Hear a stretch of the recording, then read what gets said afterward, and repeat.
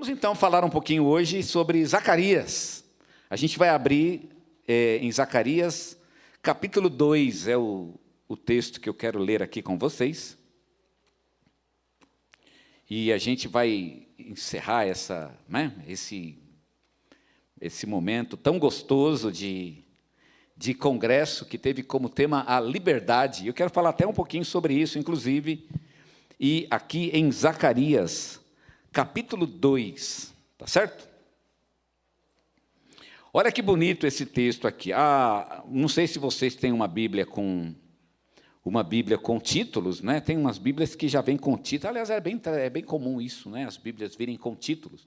É recente a ideia de ter Bíblia sem título, né? Os títulos eles são colocados pelas pessoas que fazem as edições e não são originais.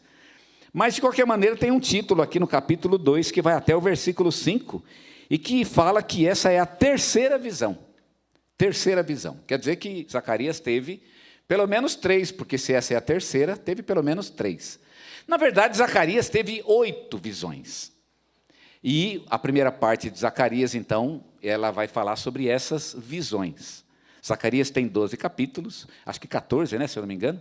E a primeira parte do livro, são as visões de Zacarias, e a última parte é uma parte apocalíptica. A segunda metade do livro é uma espécie de um apocalipse muito lindo. Eu espero um dia poder falar mais sobre Zacarias. É um profeta incrível, e as visões de Zacarias são um espetáculo à parte. Hoje eu vou compartilhar uma delas, exatamente porque ela tem a figura de um jovem aqui. Vocês vão reparar que há um jovem nessa visão, e quero falar um pouquinho sobre isso. Tornei a levantar os olhos e vi, e eis um homem que tinha na mão um cordel de medir. Então perguntei, para onde vais tu? Ele me respondeu, medir Jerusalém para ver qual é a sua largura e qual é o seu comprimento. Eis que saiu o anjo que falava comigo, e outro anjo lhe saiu ao encontro e lhe disse, corre, fala a este jovem, Jerusalém será habitada como as aldeias sem muros, por causa da multidão de homens e animais que haverá nela. Pois eu lhe serei, diz o Senhor, um muro de fogo ao redor, e eu mesmo serei no meio dela a sua glória. Amém? Vamos orar mais uma vez? Deus, continua falando conosco, Senhor. É maravilhoso estar na Tua presença, louvar o Teu nome, mas também queremos ouvir a Tua palavra, para que ela nos oriente e nos ajude, ó Deus, a ajustar nossa vida aos valores e à vontade do Senhor. Então, que a palavra seja tão poderosa quanto foi o nosso louvor, eu peço, no nome do nosso Senhor Jesus. Amém. Como eu disse para vocês, Zacarias ele tem 8 visões. Essa foi a terceira das visões de Zacarias. E essa visão ela foi uma visão bem peculiar. Zacarias viu um homem com um cordel de medir. Ele estava com o que a gente hoje chamaria de uma trena, ou um metro, ou uma régua. Era uma coisa para fazer uma medição. E ele vai medir especificamente Jerusalém. É uma visão bem simples. Zacarias vê aquele homem, e aí, o que é esse homem? O homem tem um cordel de medir. E aí, o que ele vai fazer? Ele vai fazer, então, medições, certamente, em Jerusalém. E aí, quando ele sai para fazer as medições, então, o anjo que está falando com Zacarias, acompanhando ele nas visões, esse anjo ele é surpreendido por outro anjo, que pede para aquele anjo para correr e dar um recado para aquele homem que vai medir Jerusalém. O recado é esses 2 versículos que nós lemos no finalzinho do texto, né, nos versículos 3 e 4. Então, ele dá um recado para aquele homem que tinha um cordel na mão. O que eu queria destacar aqui é que o homem que tem um cordel na mão, ele é um jovem. É isso que eu queria começar daqui, né? O texto é um tanto confuso, mas eu espero que vocês tenham entendido aqui a situação. O anjo que falava com Zacarias saiu, e um outro anjo saiu ao encontro do anjo que falava com Zacarias, para pedir para aquele anjo para dar um recado para o homem que ia medir Jerusalém. Talvez porque ele ia medir Jerusalém, mas ele estava meio... Sabe como é, né? Ele vai medir, mas ele talvez precisa de orientações para fazer a medição. E aí, então, ele vai e dá o recado. Qual é o recado? Está no versículo 4, que diz, Jerusalém será habitada como as aldeias sem muros, por causa da multidão de homens e animais que haverá nela. Pois eu lhe serei, diz o Senhor, um muro de fogo ao redor, e eu mesmo serei, no meio dela, a sua glória. Vamos entender o que está acontecendo aqui? Quando Zacarias estava profetizando, e quando ele teve essas visões, Jerusalém estava em ruínas. Jerusalém tinha sido destruída pelos babilônios. O povo de Israel tinha ido para a Babilônia, tinha ficado na Babilônia durante 70 anos, e tinha voltado depois disso para Jerusalém. E quando o povo voltou para Jerusalém, encontrou uma Jerusalém destruída. Ninguém morou em Jerusalém durante 70 anos. Os profetas dizem que Jerusalém tinha se tornado uma morada de chacais. Imagina depois de 70 anos você chegar aqui em Suzano, e ninguém morou em Suzano durante 70 anos, e aí você procura aqui a sua casa, e quando você chega lá, tem uma família de chacais morando na sua casa. Foi mais ou menos isso que aconteceu com Jerusalém. O povo chegou e encontrou uma cidade em ruínas. Pior do que a cidade estar em ruínas, os muros estavam caídos. Então houve todo um movimento para a reconstrução dos muros. Houve um movimento para a reconstrução do templo. O templo ele foi dirigido, a reconstrução do templo foi dirigida por um homem chamado Zorobabel. A reconstrução dos muros foi dirigida por um homem chamado Neemias. E depois que as coisas estavam mais ou menos edificadas e a coisa estava mais ou menos em paz, a reconstrução da lei e da vida espiritual do povo foi dirigida por um escriba chamado Esdras. Então o povo estava numa época de reconstrução. Jerusalém estava em ruínas e precisava ser reconstruída. Então não é difícil entender o que está acontecendo nessa visão. O que está acontecendo é que aquele homem que tem o cordel de medir, ele vai medir Jerusalém para poder reconstruí-la. É simples assim. A gente tem alguns arquitetos aqui na nossa igreja, então, correndo aqui o risco de ser um pouco ingênuo, de falar uma besteira, mas eu diria que a medição é a primeira parte do arquiteto. Ele vai olhar, eu quero fazer tal coisa. O arquiteto sábio, ele vai tomar um certo cuidado de prometer qualquer coisa antes de medir o terreno. Primeiro vamos medir. A gente tem que saber com qual medida nós estamos contando, né? Então, a primeira parte de qualquer obra é a medida. Ninguém vai construir sem primeiro fazer as medições. Então, o que está acontecendo aqui na visão de Zacarias é que Jerusalém vai ser reconstruída, e antes de ser reconstruída, então eles vão fazer a medição. É exatamente o trabalho do arquiteto. Eles vão medir Jerusalém primeiramente, para então poder fazer o projeto de reconstrução da cidade. Até aqui ficou bem claro, é bem tranquilo de entender. O que é interessante é que nessa conversa o homem sai para medir, isso é uma visão, logicamente, o homem não saiu especificamente para medir Jerusalém. Isso foi uma visão de Zacarias, tá certo? Isso não está acontecendo de fato. O que é importante aqui é que quando esse homem sai para medir Jerusalém, o anjo corre para dar algumas informações, tá certo? Para esse homem que tem o cordel na mão. Ele é um arquiteto e nota, ele é um arquiteto jovem, tá certo? Ele é um arquiteto jovem. Isso é bem interessante, porque o arquiteto jovem, ele tem umas ideias meio malucas, de repente, né? Talvez um arquiteto mais velhinho, ele seria mais tradicional, ele tomaria mais cuidado com algumas coisas. Mas o arquiteto jovem, ele deve ser aquele que é mais ousado. Eu me lembro uma vez que nós estávamos reconstruindo, na verdade, construindo o nosso templo, e fizemos a gente fez bem antes, bem no início, antes mesmo da construção, a gente fez uma brincadeira, a gente fez uma gincana na igreja, para os irmãos fazerem um desenho da futura igreja. E o céu é o limite. Façam o que vocês quiserem. Desenhem a futura igreja. E aí as crianças fizeram um desenho, cada um fez o desenho. O desenho que ganhou, eu achei aquilo uma coisa incrível, foi muito legal, era fazer a igreja em formato de cruz.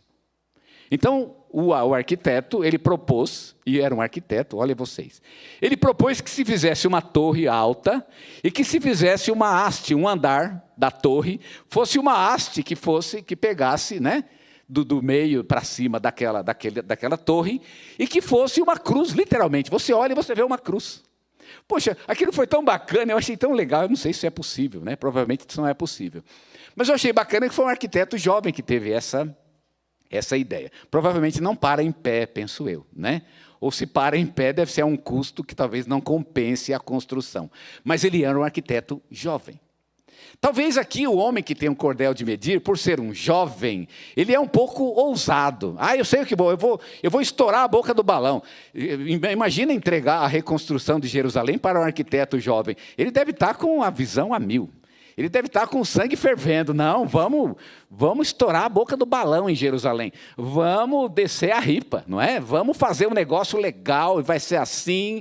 Mas aí alguém chega para ele, olha, peraí, antes de você começar a medir, deixa eu dar uns toques aqui para você. Não é do jeito que você está pensando, não. E aí ele dá algumas ideias para que a medição ela tenha consonância com a vontade de Deus. E é isso que nos interessa hoje. Qual é a ideia de Deus para Jerusalém? Ou qual é o futuro de Deus para Jerusalém? E você que é jovem, antes de fazer os cálculos da sua vida e começar a fazer esse projeto, que há de ser a sua vida, pense um pouquinho. É como se o anjo estivesse hoje dizendo para você, para um pouco. Antes de fazer o projeto, leve em consideração algumas coisas. E a nossa pergunta então é, que coisas precisam ser levadas em consideração?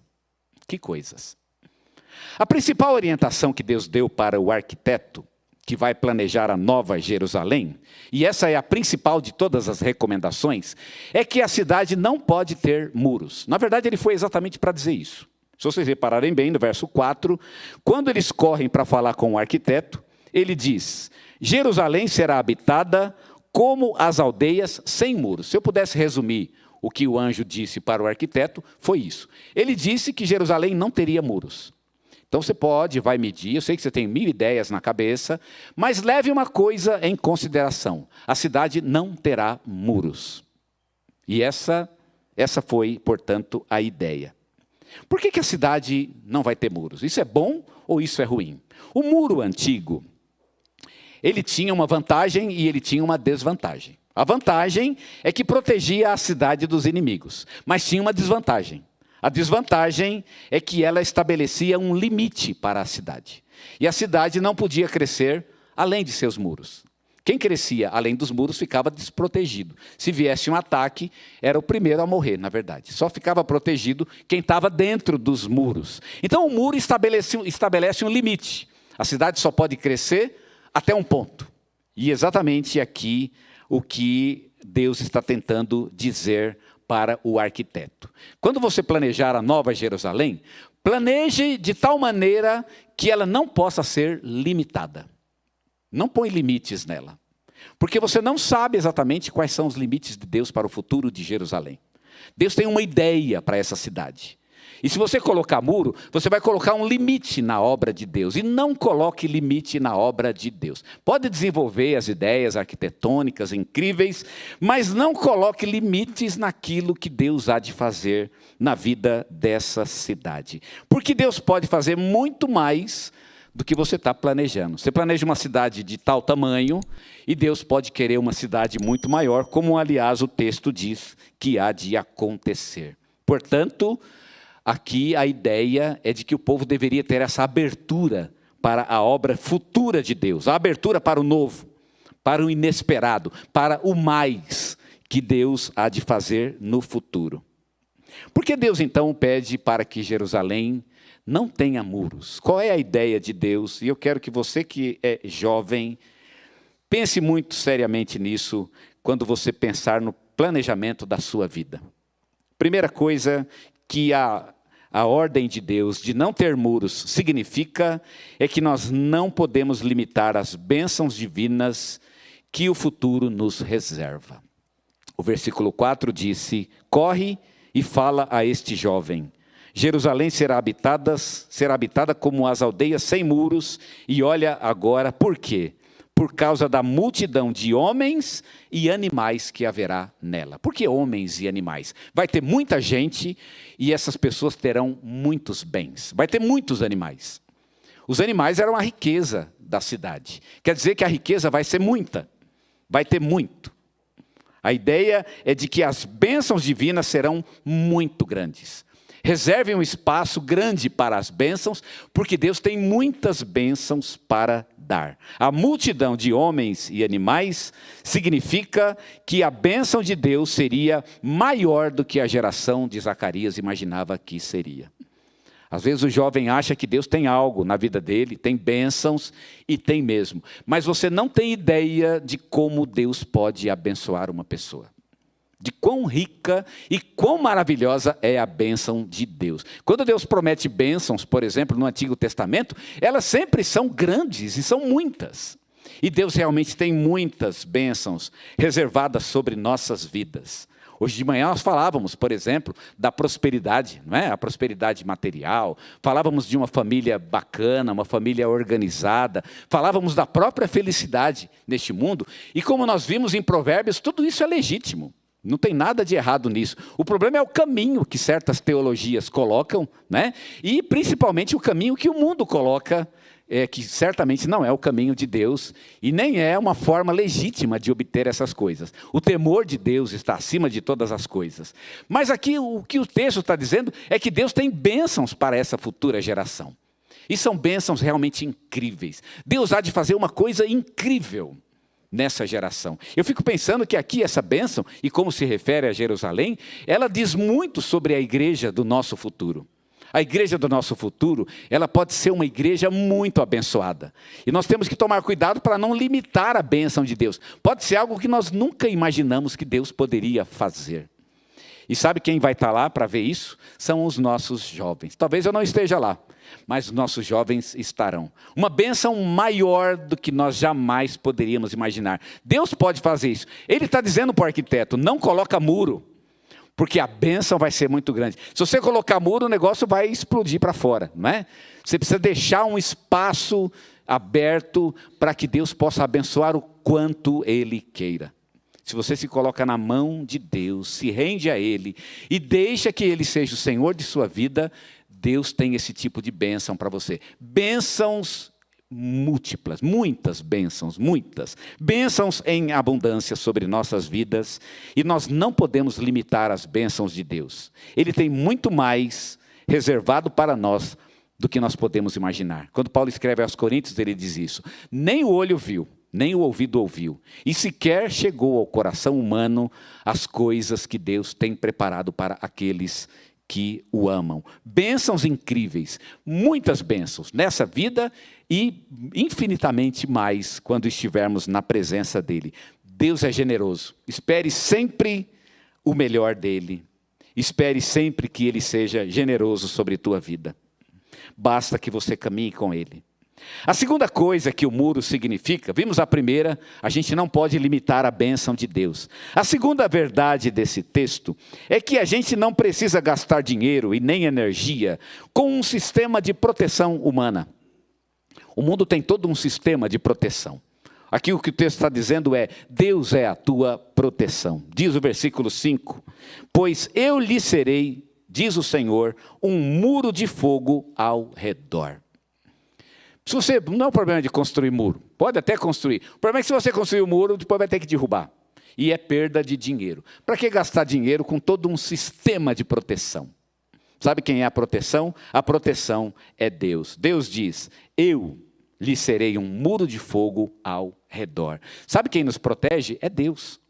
Quem nos guarda é Deus. É uma promessa de Deus em sua própria palavra. Ele é o nosso guarda. Ele é o vigia. Ele é chamado em alguns salmos de o vigia de Israel. É Deus que nos guarda. Nós às vezes cuidamos de nossa família, né? E tentamos protegê-los e usamos de todos os cuidados, mas esquecemos de colocar nossos filhos, nossas esposas, nossos maridos nas mãos daquele que realmente pode protegê-los, o nosso Deus. Deus é o nosso protetor. Se você não confiar em Deus, vai confiar em quem? Vai confiar na polícia? Vai confiar no seguro? Vai confiar no guarda do bairro, né? Aquele que anda de moto apitando à noite, não sei se isso tem aqui, né? Lá em São Bernardo tinha, né? O guarda que apita de noite. Dá para confiar nesse tipo de segurança? A nossa segurança é Deus. A gente tem que caminhar com Ele, andar com Ele, ter um pacto com Deus. Viver uma vida de intimidade com Ele e está implícita nessa relação e nessa comunhão com Deus, a segurança que Deus nos dá. O texto diz, eu lhe serei um muro de fogo ao redor. Esse é um texto que a gente, quando lê, precisa realmente clamar a Deus por esse tipo de proteção. Que Deus seja um muro de fogo. Que Deus seja um muro de fogo ao redor da minha família. Mas eu vou buscá-lo. Eu quero estar dentro desse muro de fogo. E é interessante a ideia do muro de fogo. Não é? O fogo aqui, ele dá uma ideia de que o Senhor, de certa forma, está falando do Espírito Santo.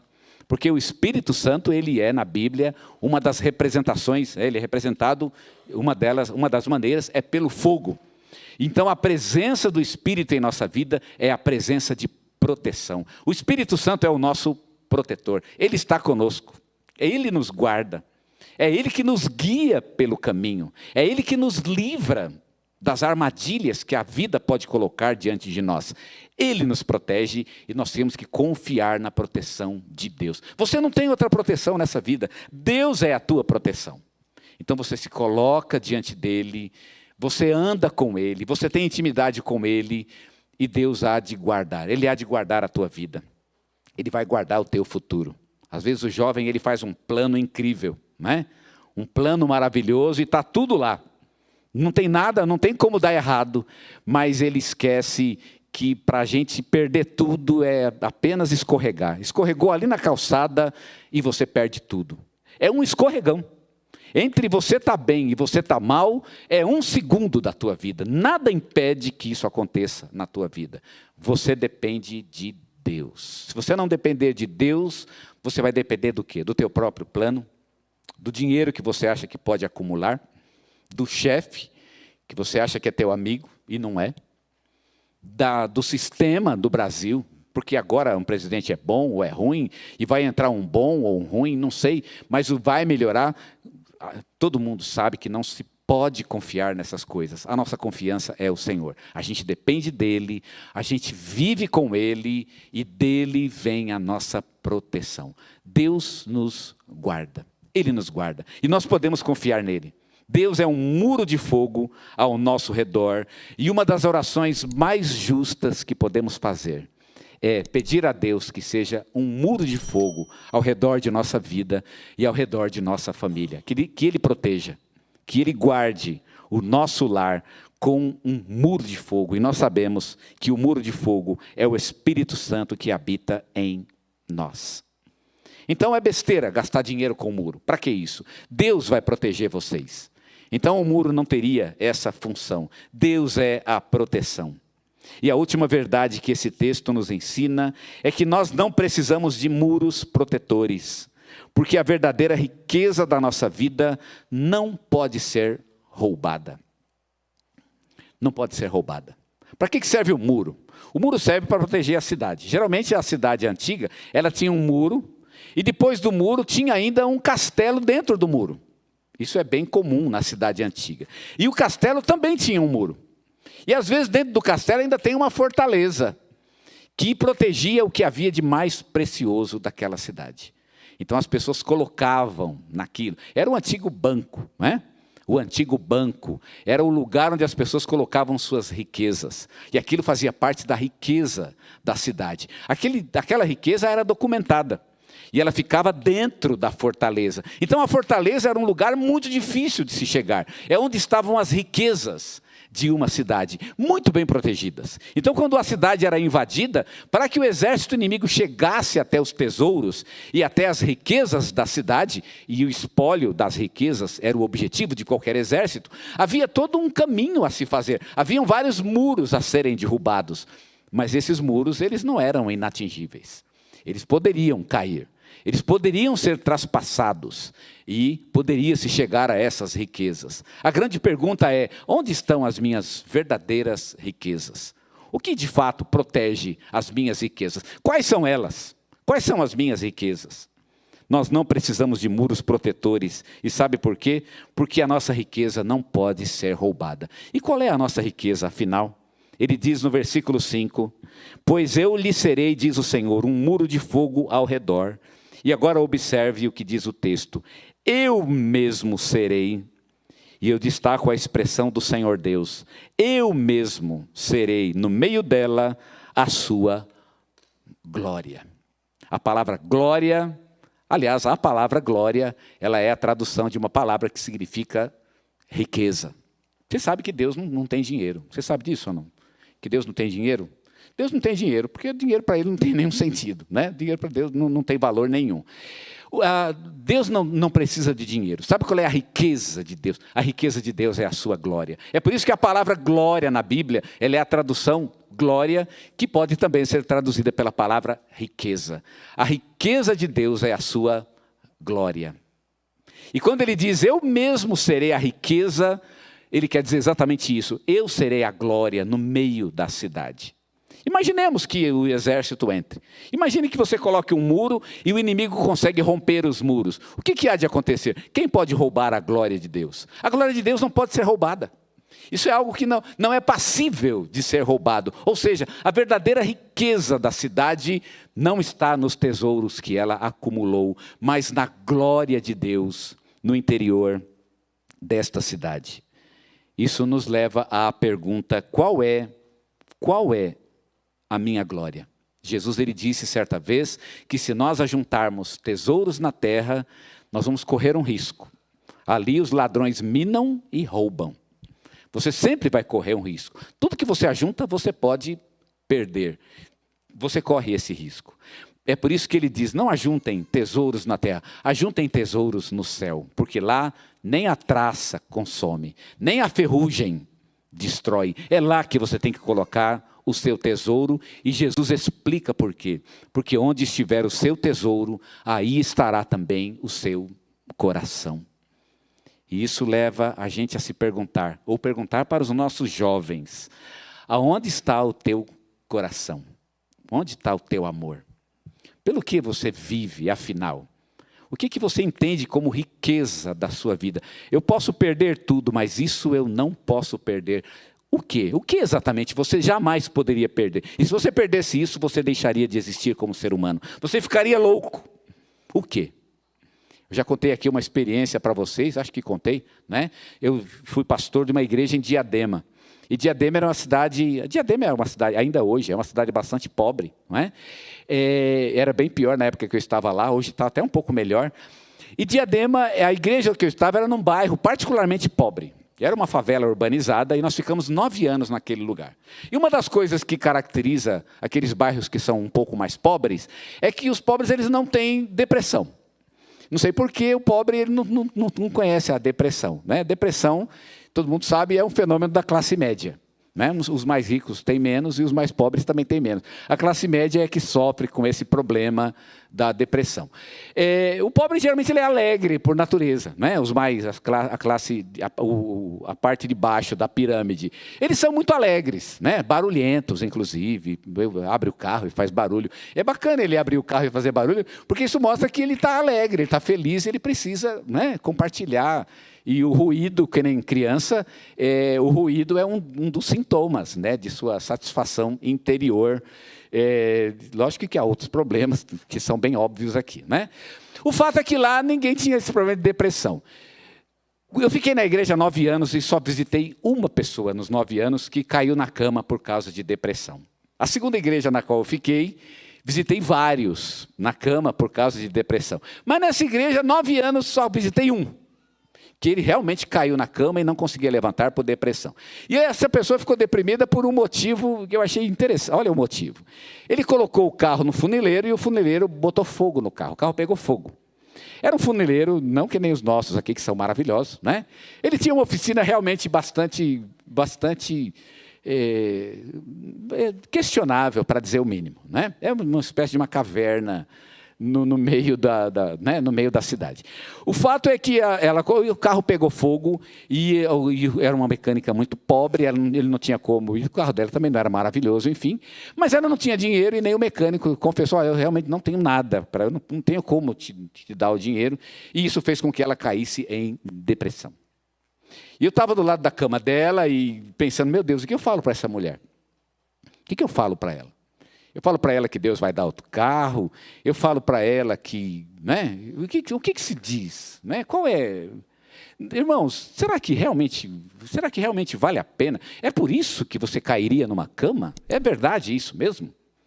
Pense um pouco e se pergunte, pelo que eu cairia numa cama deprimido? Pelo quê? Eu não estou dizendo que você não caia numa cama, caia. Eu acho que até é bom. Eu acho que alguns motivos são absolutamente justos. E você deveria cair numa cama por eles. Mas quais são esses motivos? Essa é a pergunta que precisa ser respondida. Por qual motivo eu cairia deprimido numa cama? Por qual? Eu quero que Deus me abençoe. Eu quero que Deus trabalhe na minha vida de tal forma que o motivo que me fizer cair numa cama sejam os mesmos motivos que levariam Deus a cair numa cama. Deus, se isso te deprime, então vai me deprimir também. Mas que motivo é esse? Irmão, sabe qual é a riqueza da Nova Jerusalém? A riqueza da Nova Jerusalém é a glória de Deus. É como se ele estivesse dizendo, vocês podem perder tudo, mas o inimigo não pode tirar isso de vocês. Podem tirar tudo, mas ele nunca vai tirar a minha glória de vocês. A minha glória está no coração de vocês e ela não pode ser roubada. Não pode ser roubada. Então, jovem, quando você planejar o seu futuro, pensa no dinheiro, bacana, pensa na profissão, pensa na casa, pensa na família, pensa no namoro, tudo isso é lindo. Mas pensa na glória de Deus. Onde é que está a tua glória? Onde está a tua riqueza? Onde estiver a tua riqueza, aí vai estar também o teu coração. Em que você vai colocar a tua esperança? Em que você vai colocar o teu amor? Eu vejo muita gente cair em depressão porque colocou amor na coisa errada. Colocou amor numa coisa que podia ser perdida. E sabe o que acontece? Se você colocar amor numa coisa que pode ser perdida, mais cedo ou mais tarde você vai perdê-la. E você vai cair em depressão. Mas se for na glória de Deus, porque a glória de Deus não pode ser perdida. Não pode ser tirada, não pode ser diminuída. Ela está no teu controle, num certo sentido, porque é você e Deus somente. Ninguém pode roubar isso de você. Tua verdadeira riqueza é Deus. Pode faltar tudo neste mundo, mas Deus garante, Ele vai estar com você. Basta que você invista a sua vida nele, confie nele, e Ele mesmo há de ser a sua riqueza. É por isso que não precisa de muro. É por isso que a gente é livre. Agora chegamos ao tema do nosso congresso. Sabe o que o muro faz? O muro prende, não é verdade? Você está preso atrás do muro. É para isso que servem os muros. Os muros servem para nos prender, pelo menos longe daquele que pode nos fazer mal. Mas não precisa de muro. No teu coração você não precisa de muro. Na tua vida espiritual e até mesmo nas suas emoções, nos seus sentimentos, você não precisa de muros. Não precisa porque Deus é a tua glória. Deus não pode ser tirado de você. Ele não pode ser roubado do teu coração. Então, invista nele, no relacionamento com Ele, numa caminhada dia a dia com Ele, através da leitura da palavra e da oração, e construa uma vida que não precisa de muros. Que não precisa de muros. A gente falou muito sobre o Celebrando, né, no mês passado, e essa mensagem no Celebrando seria muito boa, porque uma das coisas que levam as pessoas para o Celebrando é o fato de elas construírem muros. E não apenas muros físicos, mas muros emocionais que nos separam das pessoas.